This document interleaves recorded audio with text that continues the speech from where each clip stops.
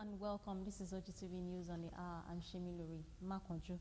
The Minister of Finance, Budget and National Planning, Zainab Hamid, says Nigeria's revenue has dropped by about 65%. She said this necessitated the decision of President Muhammadu Buhari to discontinue the payment of petrol subsidy. She said if the petrol subsidy returns, it will lead to fuel scarcity because the government will not be able to pay marketers. She said Nigeria is currently facing difficult times like many other countries around the world. The minister stated that the price of petrol would henceforth be determined by the price of crude oil. The Academic Staff Union of Universities has asked the federal government to honor the agreement it had with the union before making any announcement on the reopening of the universities after the COVID-19 pandemic.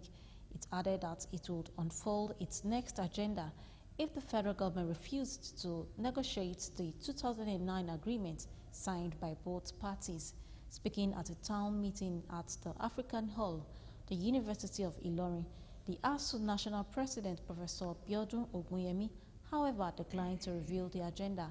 He stated that the union had in March gone on strike because of the government's insensitivity to university education, adding that some of ASU's demands included funding of university education, which the government had reneged on the last years.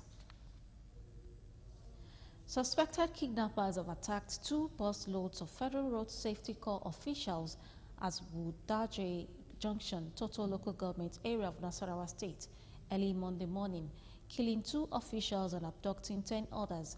4 others were injured during the attack, which occurred when the personnel were traveling from Sokoto and Kebbi State to a location in the southeast. The Corps Public Education Officer Assistant Corps Marshal BC Kazim confirmed the incident, noting that 1 officer died during the attack, while the 2nd person died in the hospital, adding that the 10 missing operatives were believed to have been kidnapped.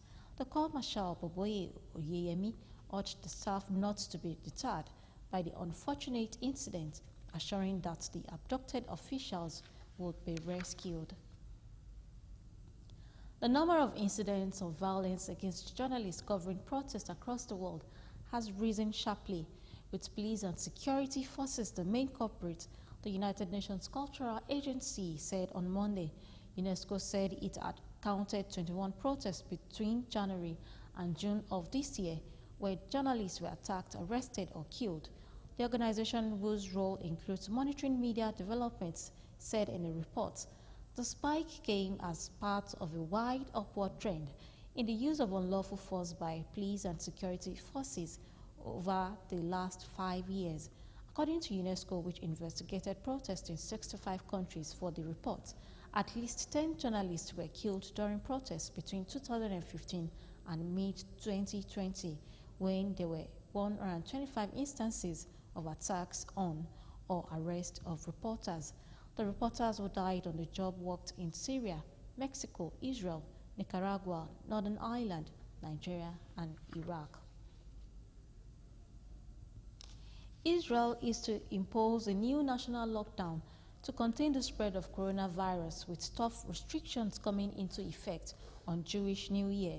The country's 2nd lockdown begins on Friday and lasts at least 3 weeks. Prime Minister Benjamin Netanyahu said the measures would exact a heavy price on all but the country faced a surge with 4,000 new daily infections.